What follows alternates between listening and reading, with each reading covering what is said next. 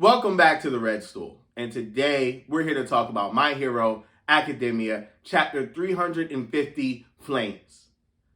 Horikoshi goes absolutely crazy in this chapter because we get that finally awaited second part of Dabi's backstory, and it doesn't disappoint.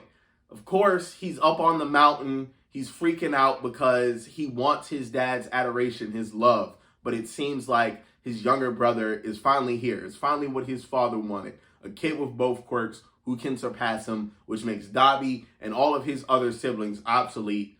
And this drives him to, just go into this emotional rage, which pushes his quirk beyond his means of control.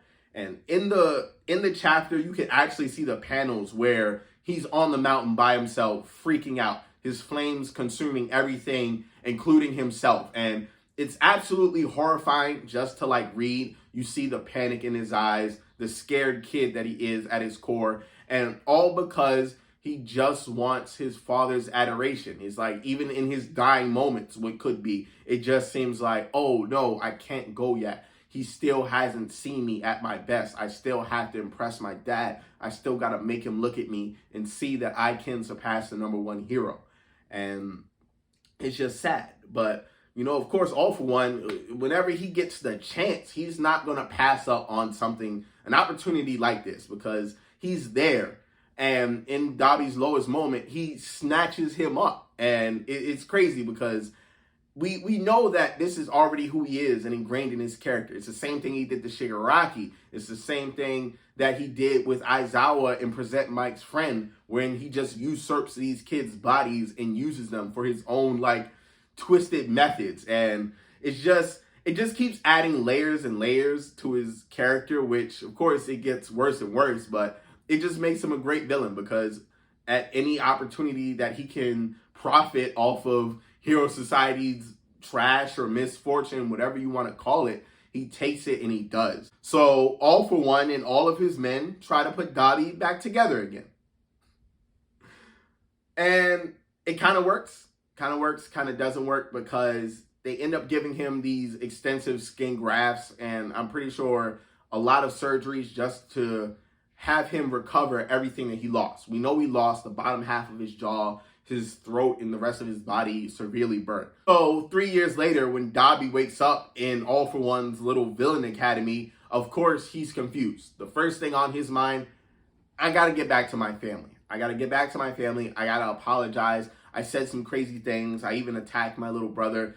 I was wrong for that. He's immediately remorseful, which it's heartwarming, because it just shows you he's not too far gone yet. But of course, we have to know whose care he's in. It's All For One. And he takes that moment to just kind of twist and just dig at Dabi's insecurities and everything that he feels about himself by telling him, oh, all the work we put into you, but it seems like at the end of the day, you're just a failure, You'll never be the same. You'll never use your quirk the same. Your body isn't the same. It's barely holding itself together. And of course, this news is absolutely devastating to Dabi. This is his dream, everything that he's wanted in life, of having his father's acknowledgement, becoming the number one hero. It's all gone now, and it's something that he can never attain again. His father will never love him. He's lost his purpose in life, and this just breaks him to his core, and of everything that he centered himself around being is gone now, and it's impossible to gain. What I like about this moment as well is when All For One, of course, tries to coerce him and say, we can teach you how to use your new body, your new quirk, and just come and, just go to class, play with your other friends. We can help you out. Everything's fine here. When he's trying to coerce Dabi, he immediately rejects it. He only wants to love, help, or care, or even to learn from one man, which is his father. Now, I'm pretty sure the way All For One has this little criminal daycare set up, you can't just leave. And even the caretaker, who, it's funny how he looks playfully childish with a sunflower face and head, but you can see the details in his muscled body that he's prepared to keep the kids there by force if need be, because All For One's not just going to throw away his resources and it even's preluded to that these are the backups to kids like Shigaraki if anything is to happen.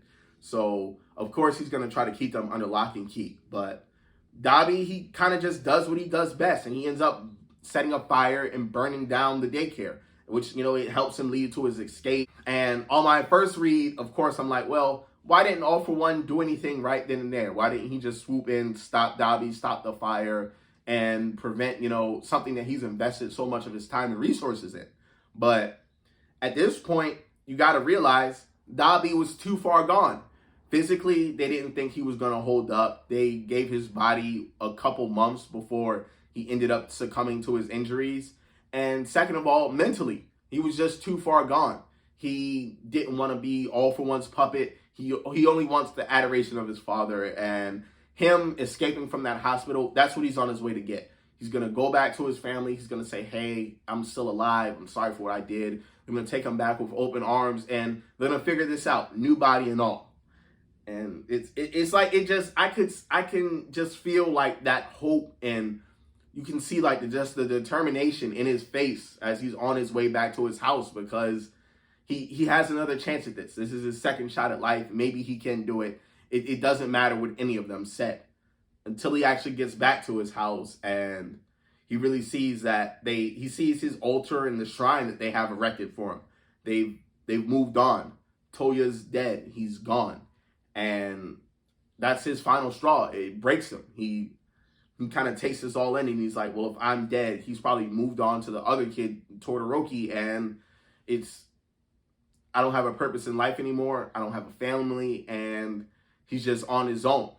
And it's like this kind of crazy, it's a crazy moment, because it's like Dabi, he just has all these like impactful moments where, of course, you have him popping up at the bar, seeing the Kamino Ward, getting inspired to be a villain. But right here, this moment where he's mourning his own death and he's saying, Touya's gone, I'm Dabi now. That's a crazy villain origin story. It's good writing. And it's one of the reasons why I'm saying this chapter is crazy, because just when you think, oh, yeah, he didn't have to do all of this. Horikoshi could have just kind of glossed over this and got back to the fight, but he just keeps taking these opportunities to give these villains more depth and to flush out their ideals and opinions. It shows us how twisted All For One is and just how deep his organizations run. How we know that he has like a plan and then a backup plan and then like 6 other plans, but just the layers of actually seeing them work out and seeing that, oh, he had kids like Dabi as backups for Shigaraki just in case anything happened. It's crazy. And I just know that he's going to say something to Endeavor.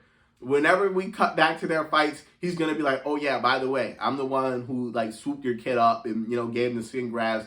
I saved your son. I'm a hero too. He's probably going to say something crazy like that to him. It's everything that's in his character. And I just know it's coming. I can't wait to see it. Also, if he does, you heard that prediction here first. As the chapter continues, Dabi, Todoroki, they're still going back and forth having this conversation, but Dabi, he's still pushing beyond his body's means.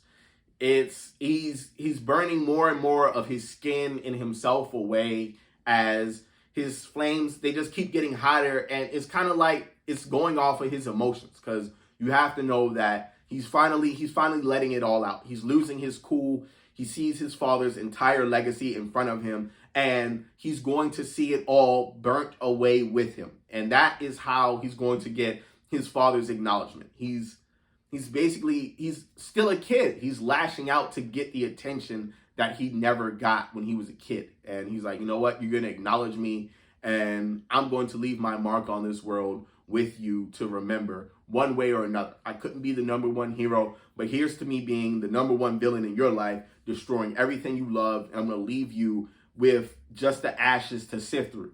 And at this point, honestly, I don't think Todoroki can save his brother, even if he manages to stop him, because he's currently doing pretty well with the heat. He's holding up with his merging his ice and his fire quirk just to keep his body at a stable temperature.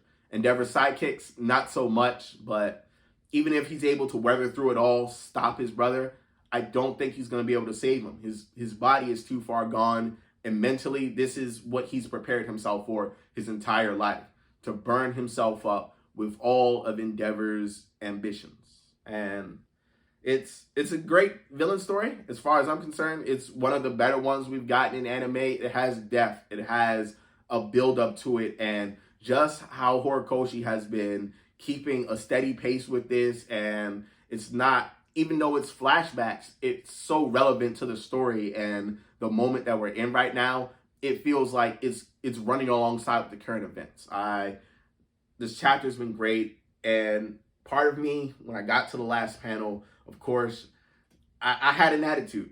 We were on break next week, and it's like, oh, we just came back off a break. But if you're gonna keep coming back from breaks, giving us chapters like this, I guess I can live with it. Well, I don't really have any other choice but to. But you gotta take it with a grain of salt. We're on break next week, so we're gonna have to figure something else out to do. Of course, you can always take that extra time you have.